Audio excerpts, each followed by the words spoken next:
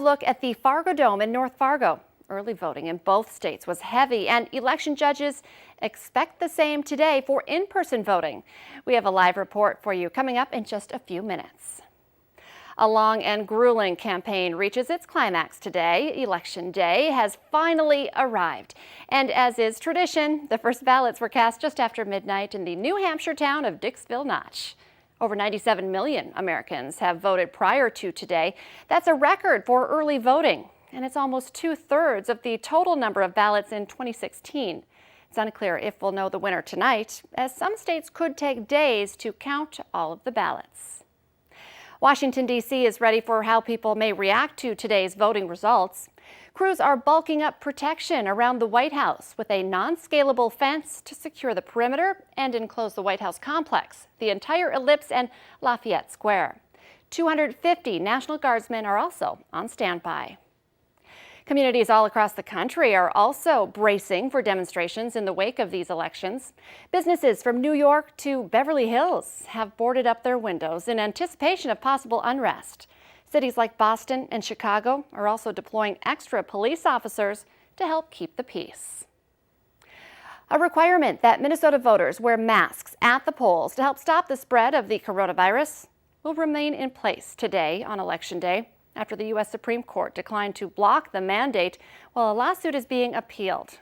Justice Neil Gorsuch yesterday denied the request for an emergency injunction from a group of voters who are trying to block the mask requirement. In Minnesota, if a voter doesn't have a mask, they will be offered one or offered curbside voting. If they refuse, the person can still vote, but faces the possibility of a fine of up to $100 for violating the state's mask mandate. Your vote is your voice today. The Valley Today's Brian Sherrod joins us live with what to expect as you head to the polls. Good morning, Brian. And good morning, Lisa. Voting will start officially in 10 minutes. So people are coming here at the Fargo Dome, which is one of the polling locations that people can check out in the FM Metro, letting you know that if you don't know where you can go, you can head to the North Dakota or Minnesota Secretary of State's website, and you'll see a list of the polling places letting you know where you can vote today. Now, as millions of people are going out to vote, we want to let you know about the key races for you to look out for in our area. So let's go ahead and get started with those.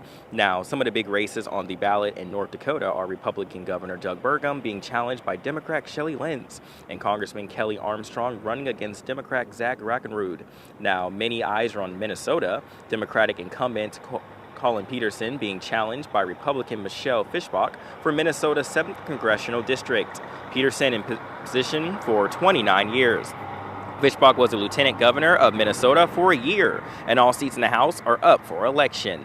Now, Democratic incumbent Tina Smith being challenged by Republican Jason Lewis for U.S. Senate in Minnesota. Smith in position for 2 years. Now, Lewis was a member of the U.S. House representing Minnesota's 2nd Congressional District for 2 years. The outcome will impact partisan control of the U.S. Senate, and 35 seats are out of the 100 are up for election, including 2 special elections. Now, voting and ballots are made to be simple. Darken the oval next to the name of the candidate you are voting for, and the ballot will tell you if you can vote for only one person or a certain number of people. Also letting you know, if you're not familiar with the name on the ballot, that does not mean you have to vote for that person. You can completely leave it blank. I do want to let you know that in North Dakota, you can vote from 7 a.m. to 7 p.m. and in Minnesota, 7 a.m. to 8 p.m., so less than 10 minutes away. Details found on our VNL News app. Lisa, I'm tossing it back to you in studio. I know 7 minutes, the countdown to starting Election Day officially. It's a big day, an exciting day as well. Thank you, Brian. Right. South Dakotans are voting on 2 issues surrounding marijuana for adults 21 years old and older today. Initiated Measure 26 would legalize medical marijuana, while Amendment A would legalize, regulate, and tax recreational marijuana. People would be allowed to possess up to an ounce of pot. The Department of Revenue would be permitted to issue vendor licenses and impose a sales tax of up to 15%. If passed, South Dakota would be the 12th state where recreational marijuana is legal.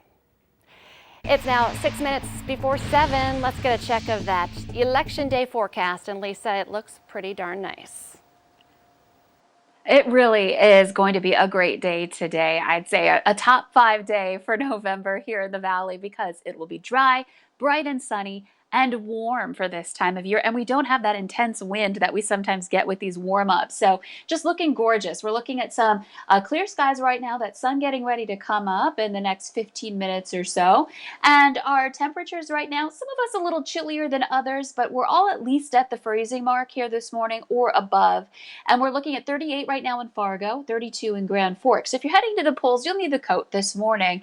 You may not want it so much heading into the afternoon. 39 in Fergus Falls, Bemidji's at 46, and it's 41 right now in Devil's Lake. Your radar, satellite map, quiet. We are clear throughout the Red River Valley and beyond. So here's a look at that election day planner again today. Expect to have temperatures that are going to be on the mild side this morning. Heading out to the polls again, you'll want the coat, temperatures in the 30s, but not too shivery out there, we'll say. And then in the noon hour, we're warming things up into the 50s to about 60 degrees at that point in time already in parts of eastern North Dakota. So your lunch break voting looks good.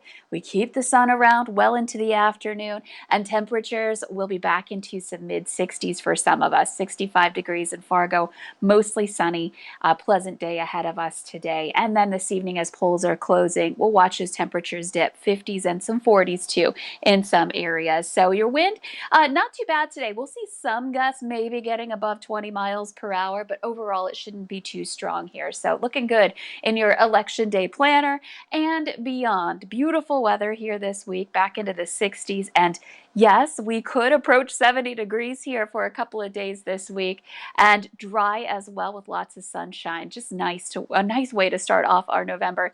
Heading into your weekend, that's when the changes come. We knew it was going to happen. It won't last forever, but we get to keep this nice weather around for a while here. Just be aware that if you've got some travel plans on Sunday, you're going to want to check back with us. We'll keep you posted on the latest forecast on that system coming up here throughout the week. All right, just plan ahead. Enjoy the days now, but be aware of changes on the way. Lisa, thank you so much. Fargo police are trying to find an attempted murder suspect considered armed and dangerous. Call 911 or text 847-411 if you see this man. Take a look at your TV screen right now. That's 23-year-old Nathaniel Benton. Police believe he is armed and poses a threat to public safety. Do not approach him if you see him. Now, Sunday morning around 2:30, a man called police saying he thought he'd been shot. Medical personnel found him and spotted bullet fragments in his head. The Cass County State's Attorney's Office has now issued a warrant for Benton's arrest for attempted murder.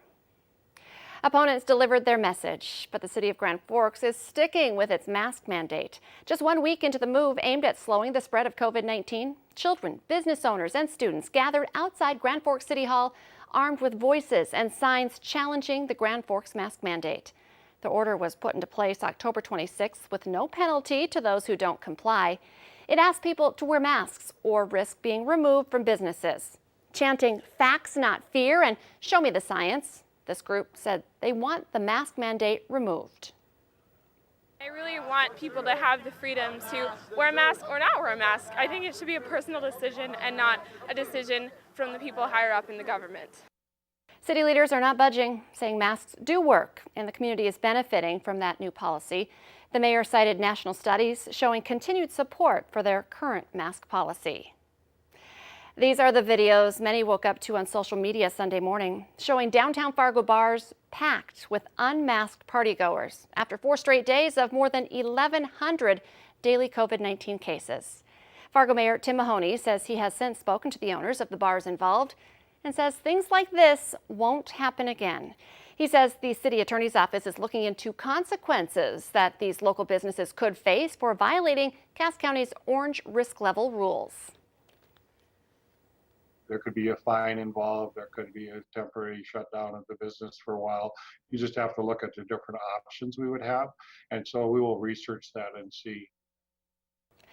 Mahoney says the new rules could go into effect as early as the next commission meeting on November 16th. An elevated train in the Netherlands was saved from disaster by a sculpture. Take a look at this. The Dutch metro train was caught by a huge sculpture of a whale's tail after it smashed through barriers at the end of the line. The train car was left perched more than 30 feet above the ground, so the sculpture wasn't prevented what could have been a tragic plunge. No passengers were on board, luckily. The train operator was shaken but not hurt. Let's get our answer now to our question of the morning on Facebook. Here's today's question once again. 33% of people say this is one of the worst things you can do at a party. The answer, I was kind of surprised by this one, be the last one to leave. Remember, you can play along every weekday morning by heading to our Valley News Live Facebook page. The Today Show and CVS This Morning are just about to start, but the Valley Today rolls on. Join us right now on the Fargo CW.